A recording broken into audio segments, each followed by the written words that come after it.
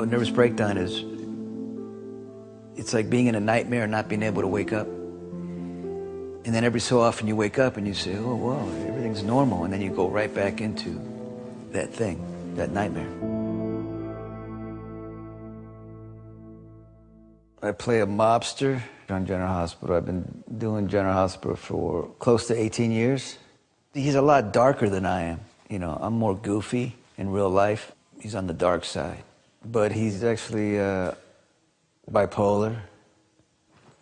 That's a fact. He is great to play. After 10 years on General Hospital, I won my first Emmy, which was a great night for my family, my mom and dad, everybody.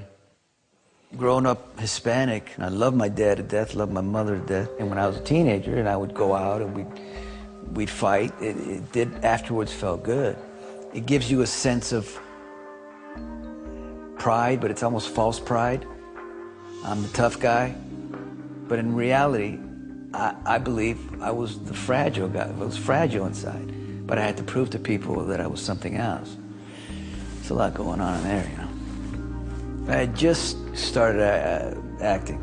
I was very bad in the beginning, but I had a passion for it. The coach that I had kept telling me to learn monologues and stuff. So I would be learning these monologues all night, okay? And I wouldn't sleep. I'd just be kind of a way for me to release all my demons, if you want to call it. It felt great. I remember one day being with my mother watching Phil Donahue and going, I can read his mind. Well, that led to my dad coming home one day, and I got kind of rough with my mom, which I would never do in a normal situation.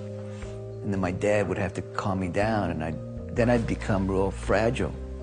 Oh, I'm sorry, I don't know what was come over me. And then that night, I started losing it completely. So the next morning, they took me to the hospital. Then they put me in this room, and I thought I was the exorcist. And I was fighting the doctors that were holding me down. I was spitting on my brother and my father. Then they gave me a shot, and they knocked me out.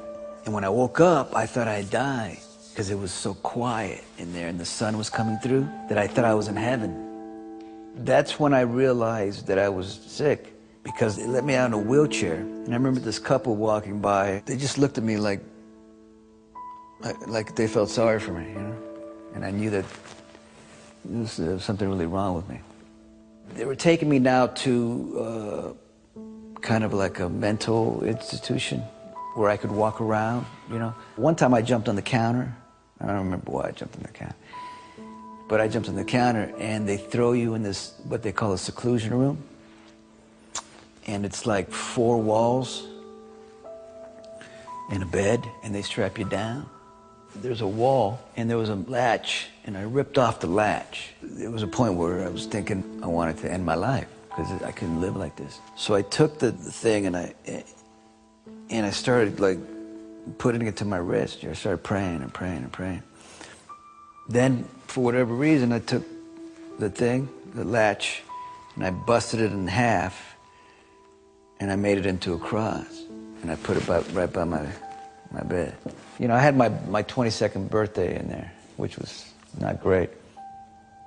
Then I went home, and that's when, you know, the hard part starts, when the medication starts wearing off. And then you start realizing, or I did, that my life was done. That's the way I felt. I knew at that time, when I got home from, you know, the hospital, that I had gone through a nervous breakdown, and I knew that it felt just devastating. The pain, the depression felt really bad. So I went to Dr. Noonan, the psychiatrist, because a few other psychiatrists, they would just look at me and say, and how do you feel? And what do you think? And I'd be like, well, what do you think I think?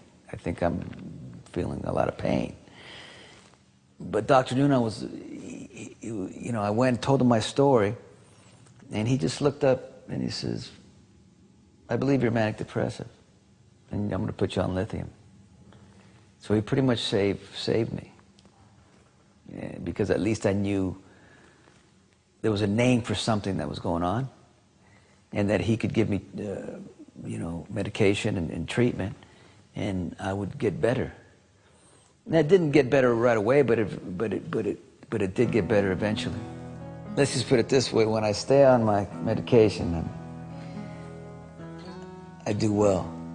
When I don't, I don't. So I've had 2 other manic episodes after the main one when I got off the medication.